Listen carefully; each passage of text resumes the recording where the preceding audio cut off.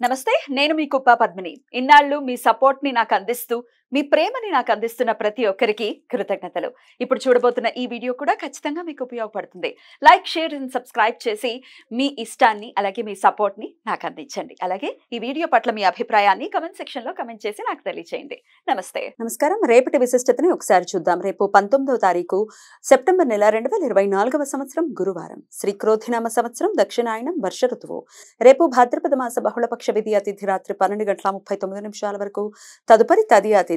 ఉత్తరాభాద్ర నక్షత్రం ఉదయం 8:04 వరకు రేవతి నక్షత్రం రాత్రి తెల్లవారుజామున 5:15 వరకు తదుపరి అశ్విని నక్షత్రం వృద్ధి యోగం సాయంత్రం 7:19 వరకు తదుపరి ధ్రువం యోగం తైతల కరణం మధ్యాహ్నం 2:28 వరకు గరజి కరణం రాత్రి 12:39 వరకు తదుపరి వణిజ కరణం ఉంటాయి నక్షత్ర వర్జం సాయంత్రం 6:19 నుండి రాత్రి 8:04 వరకు అమృతకాలం రాత్రి 3:08 నుండి 4:12 వరకు హైదరాబాద్ ప్రాంతం వారికి రేపు సూర్యోదయం ఉదయం 6:05 సూర్యాస్తమయం సాయంత్రం 6:15 చంద్రోదయం సాయంత్రం 7:15 చంద్రాస్తమయం ఉదయం 7:05 అభిజిత్ ముహూర్తం పగలు 11:45 నుండి మధ్యాహ్నం 12:34 వరకు దుర్ముహూర్తం ఉదయం 10:08 నుండి 10:57 వరకు మరలా మధ్యాహ్నం 3 గంటల నుండి 3:49 వరకు రాహుకాలం మధ్యాహ్నం 1:41 నుండి 3:12 వరకు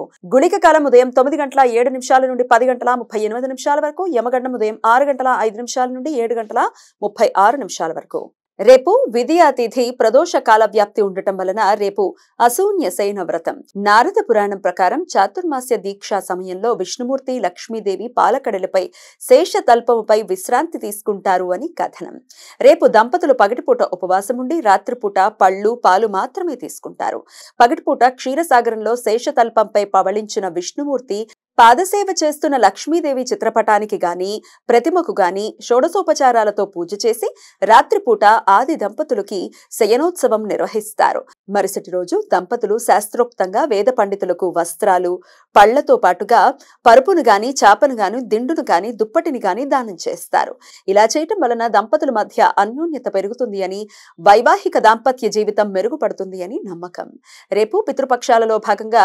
ద్వితీయాశ్రార్థం ఏ మాసంలో అయినా శుక్లపక్ష విధియ రోజు కానీ బహుళపక్ష విధియ తిథి రోజు కానీ మరణించిన కుటుంబ సభ్యులకు శ్రార్థ కర్మలు నిర్వర్తించడానికి అనుకూలం ద్వితీయ శ్రార్థాన్ని దూజ్ శ్రార్థ్ అని కూడా పిలుస్తారు గురువారం రేవతి నక్షత్ర కలయిక ఉండటం వలన సర్వార్థ సిద్ధి యోగం రేపు ఉదయం 8:04 నుండి రాత్రి తెల్లవారుజామున 5:15 వరకు ఉంటుంది ఈ సమయంలో నూతన వ్యాపార ప్రయత్నాలు చేయడానికి కొత్త పనులు ప్రారంభించుకోవడానికి అనుకూలం ఈ సమాచారాన్ని మనకందించిన వారు మేడికొండూరు విశ్వనాథ్ ప్రసాద్ గారు ఆయనకు కృతజ్ఞతలు తెలియజేస్తూ నారాయణ స్మరణతో సమస్త సన్మంగళాని భవంతు నమస్కారం